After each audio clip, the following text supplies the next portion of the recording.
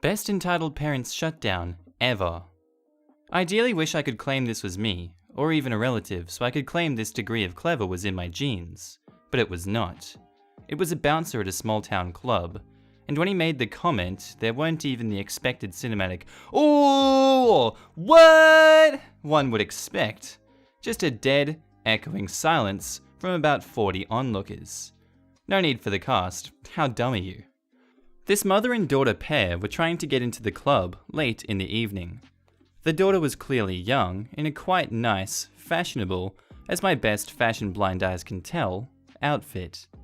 The mother was not obese, but certainly overweight, and had shoehorned her corpulence into hot pants and a tank top that would have been trashy on a supermodel. And friends, she was no supermodel. Badly dyed, stringy hair, cheap, bulky jewelry, spray-on orange skin, all the trailer trimmings. I didn't hear how the exchange started, but clearly these two were trying to cut ahead of the line. The bouncer, this massive action figure of a black man with an oddly babyish face and the patience of job, had denied this effort. Hilarity ensued. The daughter threw a few verbal jabs, but seemed to be just mildly irritated. The sideshow hooker of a mother lost her bloody mind, shrieking racial epithets that would curl the ear hair of a plantation owner, and every horrific name you care, or do not care, to imagine. Interspersed with the expected, "Do you know who I am?" and "Get me the owner," etc. The bouncer just stood there and didn't react with anything but polite direction. Downright heroic. After a few minutes of this vile screeching, the daughter is now embarrassed as hell, and trying to pull the mother away. People are gathering to watch, and the whole thing has become a spectator sport. The bouncer just kept politely saying, "You'll need to go to the back of the line like anyone else, ma'am," or variations on that theme. By now, the woman wasn't even trying to argue the point, just squealing the revolting, and at this point quite repetitive, insults. Then she screamed that he was an awful bouncer and would get fired that night. Then she tried to slap the bouncer. She missed quite badly, at which point the bouncer took a single step forward, she fell back with a shriek, and said quite loudly, "Ma'am, at any point tonight have I ever told you how to suck off flabby obese old men in an alley for £5 a shot?" Clearly baffled, she said nothing but sputtered. He continued, "No, ma'am, I have never said anything like that, not once. So don't tell me how to do my job." Dead silence. Like 40 people in the street, not a sound. She yelled a couple more things, then scuttled away with her daughter, dragging her by the arm. It's been over a decade, but I still want to go find that bouncer and buy him a drink. Our next story was posted by user KingBman122, titled, "You want to let your kid play with my what?" My story is nothing special compared to others, probably because I'm a jerk and don't fold to anyone. Our cast are me, probably Jesus, you never know, GF, Girl Fieri, EM, some idiot who doesn't respect firearms, CK, adorable kid who was just curious, MK, my kid, the cutest kid in the world. I'm the future stepfather if you're curious. English is my only language, but I'm an idiot, so please chastise me because I can't spell, and this formatting bullcrap escapes me. On to this story. I'm at the park with my daughter and girlfriend, helping her play on the slide as CK is running around with Strage's kid, playing with a fake gun and finger guns. Now, I'm trying to make it a personal habit to always carry my gun with me wherever I go. I fully conceal it as much as possible, but I'm guessing when I reached up to put my baby girl on the slide, it must have revealed it because next thing I know, I feel a tug at my shirt where my gun is. So I quickly turn around, and it goes as follows. "Hey, what's up, little buddy?" "Let me see your gun. We're playing cowboys, and he doesn't have one." It points to the friend. Oh no, sorry, pal. No one can have this one but me, it's dangerous." CK looks angry and pretends to shoot me and runs off. Over, right? I hoped, but no. Soon I hear an ahem. What? "Why can't my kid play with your toy?" "What toy?" The toy gun on your hip. No, sorry, this is a real gun, and it's dangerous. I proceed to check to make sure it's still hidden under my shirt, which it is. So just take the bullets out and let him play with it. How about you fuck off? Oh, well, I never. What's the harm of him playing with it if it's unloaded? I'm sure you haven't, and because loaded or not, I'm not letting a child play with a fudging gun, you half-wit. Don't you have someone else's business to mind? I'm gonna call the police because you have a gun at a park. Go right the fuck ahead, it's a public space. Ah! That was an annoying encounter, but that put a damper on my already sour day. Our next story was posted by user Road Ode Load, titled, "You can't work here if you're pregnant." So, I'm a cocktail waitress. I'm 7 months pregnant. No, obviously I don't drink while pregnant or drink on the job. Ever. This is a little long, but it's worth it. This is kind of a crossover between this sub and r/Bad Women's Anatomy. A woman, the Karen, comes in with what I'm assuming was her husband and son and daughter and asks to be seated for lunch. We're not really a restaurant, but we have a really small sandwich and wings menu. I give them menus, and Karen says, But wait, do you work here? "Yep." But you're pregnant. You can't work here if you're pregnant. "I work here, I don't drink here," I say with a laugh, trying to keep the mood light. The woman looks me over and says, Have you taken any prenatal courses? Do you really think that's responsible to have your unborn baby in here? Now, this is where I made an error. I get defensive about anyone asserting that I'm a bad mother, obviously. So I said, "Well, you brought your kids in here." Yes, and what kind of example do you think you're setting for them? I'm still collecting my thoughts at this point, when they grunt and wave me away. I figure I can kiss my tip goodbye, but hopefully that'll be the end of a discussion. I see them flagging down the bartender after a few minutes, and figure they're ready, so go over. Karen asks to speak to a manager. Now, they haven't even gotten drinks yet, so I ask if there is anything I can help them with, and her husband, Mr. Karen, says really sternly, "No, just a manager. Didn't you hear my wife?" The place is too small for a manager. It's just servers and bartenders and 2 owners. The one who's working is in the back on a phone call and will be pissed off if I go and bother her. I realized maybe they're still uncomfortable with my being pregnant, so say, maybe Ella, the other server, can help? Karen gets up to physically look for the manager. I admit defeat and go back and drag her off of her call. The owner goes over and with a big smile asks if there's anything she can help with. "Your server is pregnant." Owner says she's aware and asks if they'd prefer a different server. Karen says, No, she can't be a drink girl if she's pregnant. That's child abuse." So the owner says, "I assure you, none of our employees drink on the clock, especially not our pregnant ones. If you'd prefer, I can have Ella serve you." "No, I don't want my kids seeing this." "Well, maybe I'm missing something. Seeing what exactly?" Karen now talking really slowly and condescendingly. "A pregnant woman around all this alcohol." "I don't know what you're insinuating, but I would never drink during pregnancy." "Look, honey, didn't you take a health class in junior high? With a drink right under you half the time, alcohol vapor is absorbed into your blood through the air, and then that blood goes into the fetus and poisons it." The owner and I exchange a look and realize we won't get anywhere with her. "So, we can have Ellie serve you, or I'm afraid there's not much else we can do." "We're not leaving until she's fired." "We can't help you." "I'll call the police. You're an accomplice to child abuse." "There's no child abuse to speak of, sir. Please leave."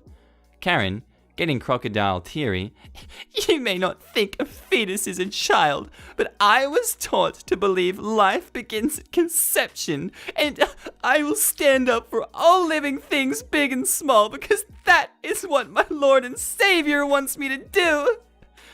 The entire time she's delivering this tearful speech, she's looking around expecting others to, I don't know, join with her? Applaud? So the owner says, "You're disturbing my customers, and if you don't leave, you're trespassing. and I'll have to escalate this, which I really don't want to. Jesus is love! Jesus is life, and he said that this is not okay, just because you think it's okay to abuse a child if it's small enough. This is an Irish pub, and the owners are devout Catholics. She wasn't having any of this. Hey, I don't need anyone to tell me what Jesus said.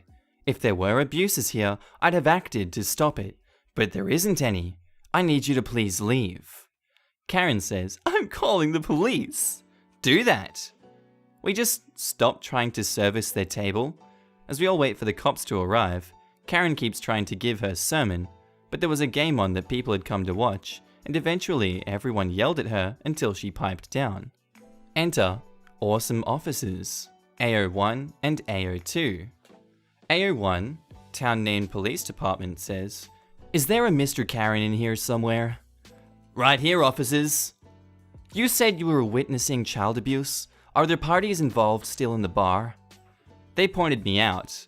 I pretend not to notice because I'm worried they'll take them outside and I won't be able to watch any more fireworks. So, what exactly was going on? That woman was drinking. She's pregnant. You can plainly see she's very pregnant. Before I can go over and tell them she's lying about my drinking, the officers look at each other and look back at the Karen family. That's not illegal. What? Look, here, now! So AO1 says, It's definitely not recommended, but it isn't illegal. Now, do you know the woman? Is she a friend of yours? Family? She works here, in a bar, and she's pregnant. I want to see this place's liquor license revoked. So, listen, she isn't doing anything illegal. What I can do is, I will talk to her, but we can't take any action beyond that. Is there anything else you observed that you'd like to report? So, AO2 comes over to me and takes me to a quiet spot, while AO1 is getting their personal information and taking the rest of the statement. Karen is crying again, and I assume bemoaning being the last bastion of good Christian morality in this bar. AO2 introduces himself and congratulated me on the pregnancy, and says that I probably overheard why they were called, starts to offer me some public resources for new mothers, parenting classes, etc. I didn't want to interrupt him, so was waiting for the right moment to interject with my innocence. That's when patrons come over, thinking I'm in trouble and start defending me. We have plenty of regulars who know me, and they would not let this BS stand. They even complained to the officers that the owner had asked the Karen party to leave, and they'd continue to make a scene. So, awesome officers go talk to the owner, who said she was just about to call them, but sirens outside are bad for business, and she was hoping the Karens would eventually leave on their own. The officers tell the Karen party they need to leave. So Mr. Karen says, This is a public space. I have every right to be here if I want. No, sir, this is a private business, and the business owners have asked me to ask you to leave. It sounds like more than once, but at least once since we've been here. This is a disgrace. This is an affront to scripture and child safety and... I understand you're upset. Let's talk about it outside. He places a hand on Mr. Karen and gives him a firm look. This next part was said as Mr. Karen walks out backwards, so he can keep yelling at us, but bumping into things every step of the way. I'll be contacting the authorities about your liquor license. Ow! I happen to be close personal friends with the mayor, and you two, I want badge numbers. Don't you think we're done here just because we haven't even started? So, the officers took them out, and as it was told to me by a regular who left around the same time, walked the Karens to their car, which was illegally parked in a handicapped space, for which they were ticketed. They did make a complaint to the liquor authority, claiming among many things that we served minors, and we were investigated, but obviously came up fine. My boss asked me to hold off sharing this story with anyone until the matter was settled, but now it is, so had to share, still laughing about it. Our next story was posted by user SSG Vegito, titled, "You're closed, so everything is free?" Alright, so English is my first language, and I just suck at it. TLDR is the title, so here we go. Backstory. So I work at a pretty big pretzel company, but for privacy reasons, I will call it Uncle Une's. Anyway, I'd worked there for a year already, and this happened pretty early in my second. This particular pretzel place was inside a small amusement park in Pennsylvania. No, not Hershey Park, which is important for later. Alright, enough lame backstory, now onto the juicy story. Our cast star, me, guess, EM, entitled mole, TD, tired dad, not entitled, and TK, tired kid. Story. So, it was the last 5 minutes after my shift, so I'm tired and want to go home. We were busy cleaning and not paying attention to the window because normally most families would have left by this point. Then we hear a knock on our window. No, I'm the cashier, so I walk up to the window and say the line I always say. Hi, how can I help you today? Yeah, are you closed? We closed 5 minutes ago. Great, do you have any leftover pretzels? Yes, we do, why? Can I have them? How many would you like? 5. Alright, that'll come to $21.15, because it's $4.23 a pretzel. Why aren't they discounted? If you have a season pass, it's 15% off. No, you're closed, so the pretzels should be half off. Me wanting to go home, and already stopped caring, says, and why do you think that? You're closed, so that means the pretzels are a day old and should be discounted. We switch out our pretzels every 30 minutes. Those pretzels are only 30 minutes old. Fine. Babe, do you still want them if they're full priced? I don't care, hurry up so we can go home. Fine. So, I can get 15% off, right? Well, if you have a season pass, yes. No! I should get 15% off because you are closed. Ma'am, no. As you stated, we're closed, so we're no longer selling pretzels. I'm only offering them to you because my boss wants as many sold as possible. See? You can't sell them, so they are free. No, they're not. I'll take them home and eat them for my dinner. I was too tired to care, as I'd just worked a 5-hour shift. I know that's not a lot, but it was 95 degrees Fahrenheit, and I had to deal with kids the whole time, plus I'm 15, and they can't have me on for much longer. You don't need them. My kids are hungry. Then buy them some food. No, they are free. For me, yes. For you, they're $4.23. Mommy, can we go home now? The entitled mother starts screaming something that no one but dogs could understand and leaves. I believe it goes something along the lines of but that's just me. I know this story isn't as interesting as some of the others on this sub, but I just had to post this and was waiting on getting enough karma. And our last story was posted by a user, Always in Pain 901. Jesus. Parents send RNLI bill for €7 or pound LILO after child saved in £7,000 helicopter rescue. News article. Edit. For everyone asking, a Lilo is like an inflatable mattress that is used in water. I've seen other people call it a floaty, but Lilo is the word we mostly use in the UK. The parents of a child whose life was saved by the RNLI after she drifted out to sea have sent the rescuers a bill for the £7 Lilo. The girl had drifted out to sea on the inflatable and a £7,000 rescue mission was launched to save her. The rescue helicopter was even roped to get the girl back to safety off the west coast of Cornwall. But the heroic rescuers were stunned to be sent an invoice by the girl's mum and dad, Bristol Live reports. Mike Carter, president of the RNLI branch, said a rescue helicopter had to be used to save the youngster when she got into a precarious situation. A crew member then jumped into the water to save the girl, but left her inflatable Lilo in the water off Porthleven. Mike said, a family visiting Porthleven purchased a Lilo from a local shop and went to the beach. There was an offshore wind, and the parents immediately experienced their child waving goodbye as the Lilo went further and further out.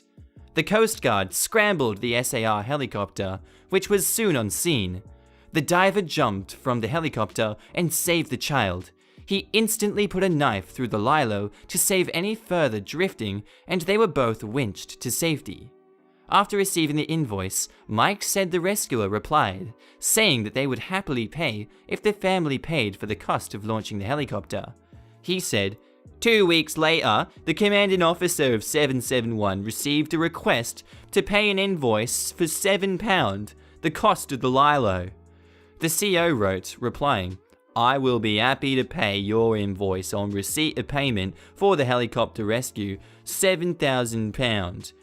No response was received. Alright guys, I hope you enjoyed those stories today. Tell me what you think of it in the description. Tell me what you think of it in the comments. Look down in the description is what I meant to say. Check out all my social media links. Come have a chat. I haven't completely figured them all out yet, but yeah, I'll see you in the next episode, and yeah, have a good day. Bye.